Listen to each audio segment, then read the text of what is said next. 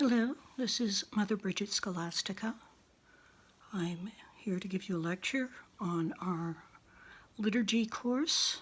This is not required, and the material is not something that will be reviewed again, but I would like to give you some background on the roots of liturgy and some additional material that you may want to pursue in writing your papers. We are a poetic creature, humans, together. From the first abstract language, we have sought metaphor. We try to communicate with what is beyond us. Where are the roots of liturgy? They are so deep in our nature that we cannot say. The book of Genesis speaks of Cain and Abel making offerings to God, which is a sacramental act. This is our prehistory, the mythic remembering of what came before we had a developed language. It was preserved in oral tradition, the recital of the ancestral knowledge from one generation to the next, the grandmother repeating what is remembered in the same words to those sitting around the fire or on the mountainside, to be recited by the women in each time. Throughout the Hebrew scriptures, we see liturgical acts. We hear the poetry of the Psalms and their use in ritual and prayer. We catch glimpses of the ceremonies throughout the Pentateuch and in the histories. The offerings are the central part of the liturgy of the temple, the constant reconciliation to God of the people. Gods and God are always present in the time of the Hebrew scriptures. The land is seething with the gods, major ones who can affect weather and the sea, minor ones who jealously guard a spring or a grove of trees. Gods have to be propitiated to unlock their favors, to ensure that the wild herd doesn't wander too far, that the spring will bring rain, that the sea will yield fish. The interaction of the people with the land was, at that time of misty memory, beyond their control. The people did not yet gather seeds and plant in the warm spring. They did not put boats on the water to catch fish with nets. They did not gather the young animals and teach them to depend on the hand of humanity. They were at the mercy of their gods, so they thought. And yet these rituals may have had basis in practicalities, some of which we may never understand.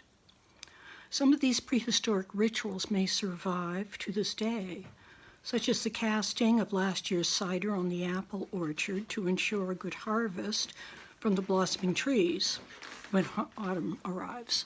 What we may call a folk practice was once a ritual of people who had not yet found the one God. Some rituals persisted into medieval times in the church itself. The blessing of fields that is sometimes celebrated in Anglo-Catholic churches was once more complicated, with the priest removing a sod from the field, carrying it into the church, and placing it on the altar to feed with holy water. Before that, pre-Christian earth-based religions would cast water or another substance as a blessing on the field. It may have been burned bones and blood, fertilizer for the field. The liturgy preserves what is important in the ritual. Directions for what is happening, such as a summary of the first time the action was performed, words that may have an anamnesis, a remembrance of the reason for the ritual, words and actions that focus the attention of those participating and remain in their memory. The substance and its action makes a ritual of sacrament, with sign and symbol. Until recently, in our own history, all knowledge was passed as oral tradition. Even by the classical era, the things people needed for their daily lives were right face to face. The child or apprentice repeated back the lessons, sometimes in the form of rhymes or a metaphoric lection. The knowledge was assimilated by doing and reciting. The exodus from Egypt, the organizing principle of Judaism and the people of the Promised Land, is the foundation of liturgy and the worship of the one true God. The people of Israel must leave Egypt because they are not free to worship. They are not free to raise sacrifice to God. They are not free to give even the sacrifice of their time and attention.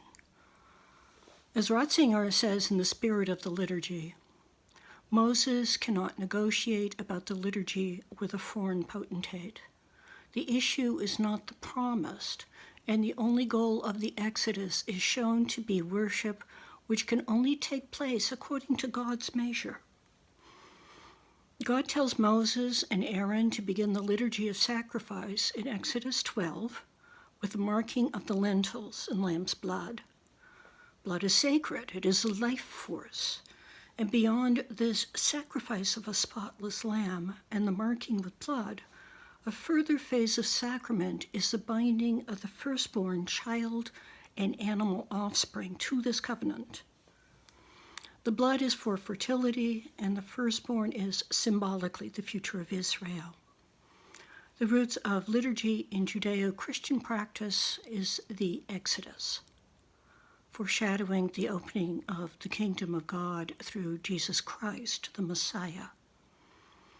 The Exodus foreshadows two Christian liturgies, baptism and Eucharist, the foundational sacraments. Israel crosses the river of death, the Dead Sea, and then crosses the river Jordan, the river of life, into the land of promise. The Passover, the Pascha, foreshadows the death of Jesus in crucifixion, the bloodletting of the Lamb whose blood is the salvation of the world. The sacrifice is repeated at Gilgal under Joshua, who sacrifices all those who were born in the wilderness and had not been circumcised in the days of wandering. And what I mean by that is that the circumcision itself is the sacrifice. Now, there is a matter of the word and meaning of liturgy. The simple explanation is that it is the work of the people. This may be too simple. As in modern people, it evokes an image of the laity singing or reciting in worship services in a church or enacting the works of mercy among the general population. Liturgy is, in Catholic thought, the official public worship of the church. This is the work of the priest and the sacraments, especially the Eucharist. Its root word is from Latin, liturgia, a borrow from Greek leitos, meaning of the people, but with a refinement of on behalf of the people, or with the participation of the people. The ergos of the Latin word is in Greek ergon, or work. Therefore, liturgia, or public worship and duty.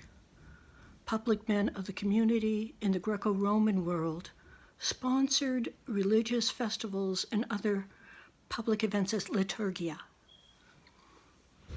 Christians have some insight into the development of the liturgies we now use in the Acts of the Apostles, the epistles and the didache. We've lost our place.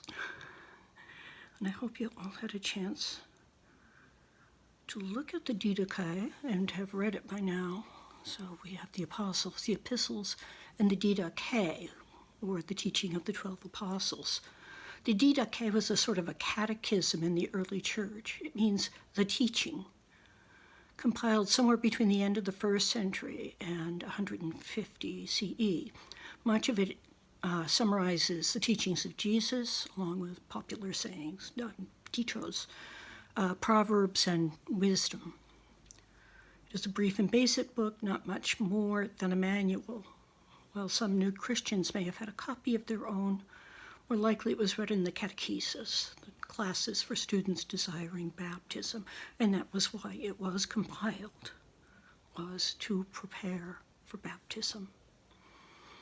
And this is how the didache begins. There are two ways, one of life and one of death, and there is a big difference between the two. Chapter 1 is the way of life. which are summaries of Jesus' teachings on the love of God and how humans are to express love to each other. The last paragraph of chapter 1 states what St. John Chrysostom echoed later in regards to the needs of others. Woe to anyone who receives. Anyone who receives while in need is not guilty, but anyone who receives when not in need is like a thief who should be locked up until he confesses and pays back for what he has stolen. This is a commandment integral to understanding the purpose of the Eucharist. What is given to those in need. Those who are not in need but take in deceit will be punished. It is not thievery to receive from the hand of another when one does not have enough, but it is evil to take when one has plenty, preventing the poor from receiving what is rightfully theirs. And I'd like you to think about this after the lecture, so make a note. In the Eucharist and in the receiving of such is needy. Why? How do we carry this teaching with us? Is Jesus and the teachings of the Scriptures clear about who is needy in the eyes of God? And if we can arrange a group chat, we can discuss it then. Chapters 1 through 7 of the Didache are the teachings a catechumen was to read and understand before receiving of the first sacrament, baptism. Chapter 6, in its practical teaching, adds, "If you are able to bear the whole yoke of the Lord, you will be perfect. But if you are not able, do what you are able."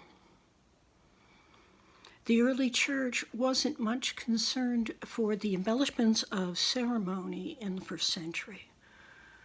Baptism was putting on the yoke of Christ to carry the burden which is light.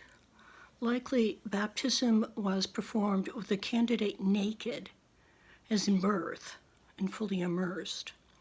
The Didache states a preference for full immersion in running cold water, but allows pouring in warm water as circumstances require. St. Cyril of Jerusalem wrote in the 4th century, "Having stripped yourselves, you are naked. By this you imitate Christ, who is stripped naked on the cross, and in his nakedness put off from himself the principalities of powers and openly triumphed over them on the tree. You bear the image of Adam, who was naked in the garden, who was not ashamed."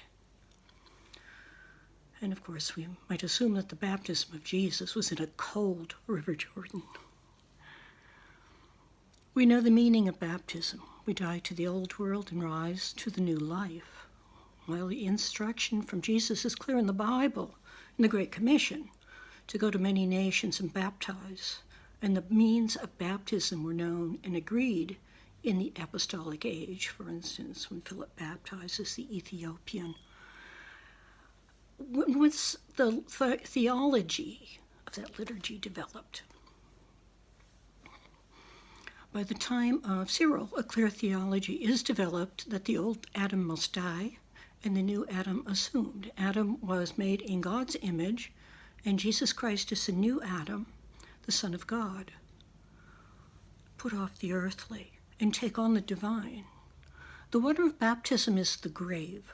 The baptized goes under to where there is no breath, no pneuma, no ruach. To rise from the grave is to live in a new life. It is not a mere reanimation, a zombie state. It is resurrection, a new flesh, a new body. It is also a new birth. Although we may ignore this imagery because of its association with those who practice Anabaptism and mature baptism, it is still a powerful image. We are born once of our mother's body in a rush of watery fluid and blood. It is shocking, dramatic. We can't go back. What's done is done. So the spiritual birth is for once, one baptism. And as the satirical narrative and the nature of the crucifixion illustrates, it is salvific. It is death to stay in the womb too long. So this is the rite and ceremony of baptism from the early church. The intent of the baptism, either by the candidate or the candidate's representatives, in the will of the Church. The preparation, or catechism, the ritual itself of water and word, comprising the liturgy of baptism, the receiving of the newly baptized dressed in a white robe or similar new garment. The sacrament of the Eucharist is apparent in the Gospels. Jesus institutes it at the Passover meal he shares with his followers in Jerusalem. This is my body, the grain of the field, the life that springs from the fallow field. This is my blood, the liquid of the fruit on the vine, nurtured into a living substance. So not only is the human divine, but the earth as well. All is of one creation through one creator. All is one substance, one being, one nature. What is it to be? What is it to have existence and awareness? What is it to have one mind, one body, one being? If we are all to be of Christ's mind, what is that mind? There is a purpose of the Eucharist to perfect us as God is perfect, not in being of a nature that can be judged as in some degree of good or bad, but of a being that transcends judgment. Dies irae, the day of judgment, is the end of judgment. The salvation is complete, perfected. Our humanity is the root that is growing our perfection. One will come from the stem of Jesse, and a branch shall grow out of his root. Jesse being the father of David, David being the ancestor of Jesus. And if he be lifted up, he will draw all humanity to him. What is lifted? A rod, such as the rod Moses raised in the desert to bring water from the rock of flint. And Moses raised the bronze serpent on a rod to cure the Israelites. And so the Son of Man must be lifted up. The Son of Man is raised for our healing, both physical and spiritual, and for the healing of God's creation, of which we are a part. No other sign can save humanity but the sign of the tree on the bare rock of the wilderness and the place of death, Golgotha. As Zechariah prophesied, it is through the one who is pierced that God will pour out the Spirit with grace and supplications.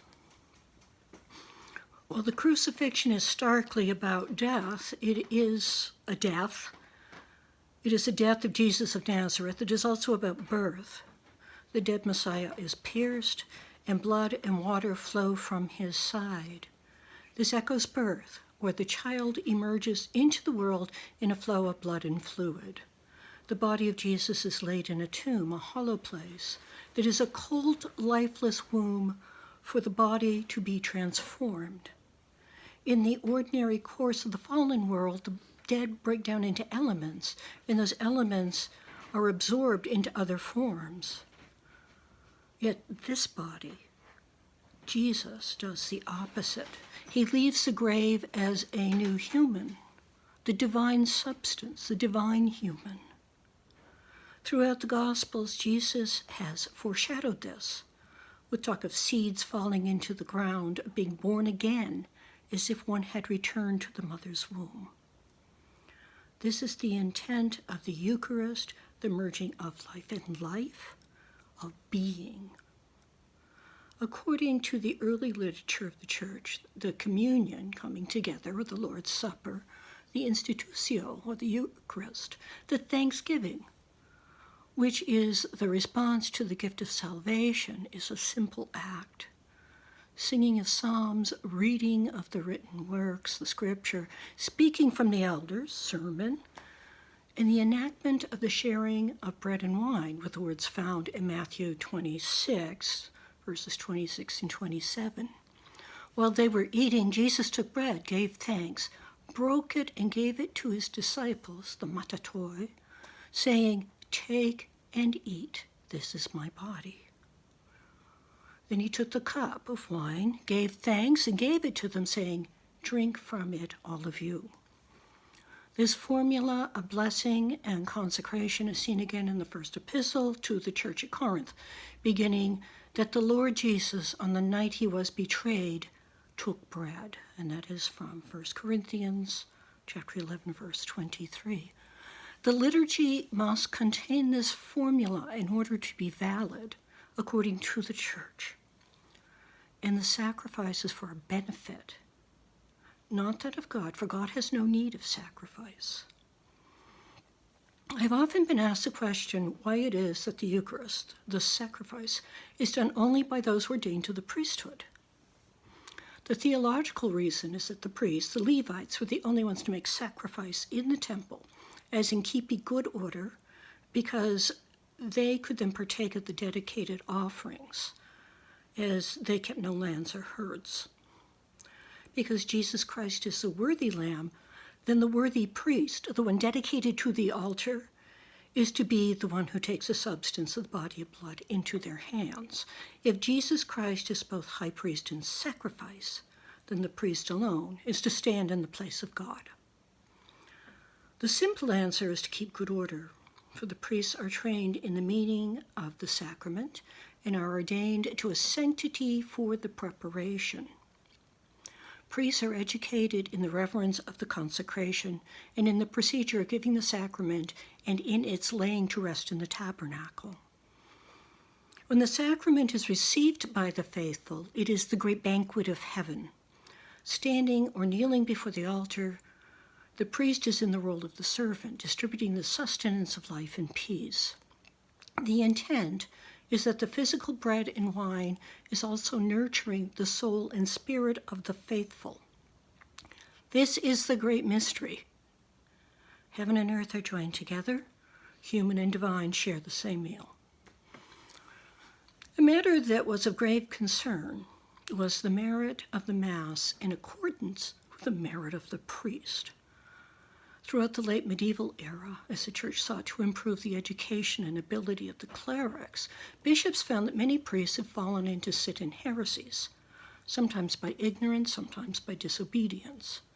It was a period of transition when, in distant places that had not heard from the episcopal see or the papacy in decades, priests had fallen into some bad habits. They had wives and children, or concubines and children. They took from the alms to feed their families, or worse, for gambling and drinking. Gambling and drinking were the common vices of this age, a matter of boredom and filthy civic water. Priests hoodwinked their parishioners with fake miracles, or just blatantly lived as wastrels, rarely in the church and even more rarely at the altar. Yet the people continued to receive the sacraments at the hands of these sinful priests. Were the sacraments any good?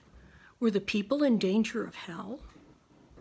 The great doctors of the Church, among them the masterful theologian and philosopher St. Thomas Aquinas, came to this conclusion, that the merit of the priest did not negate the efficacy of the sacrament. Christ is the principal actor of the sacraments, and according to Aquinas, Christ may act even through a minister who is spiritually dead. This did not excuse the priest from confession, and he remained in mortal sin until shriven. Later theologians questioned whether the priest standing in sin, though, lessened the efficacy of grace for the parish. The intrinsic value of the Mass cannot be affected by sin, for it has the merit of the infinite worth of Christ.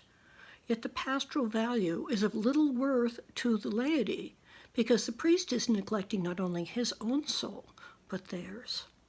The human priest can only offer a finite measure, and the priest who has limited their focus of intercession is also limiting the valor extrinsicus of the sacrament. And what is the valor intrinsicus of the Holy Mass? It is infinite, for its value is untouchable. The merit of the Mass is founded on the holiness of the Church. Thank you for joining me for this. I hope we can schedule a group chat soon. Please continue with your reading and your written work. And there shall be another lecture next week. God bless you.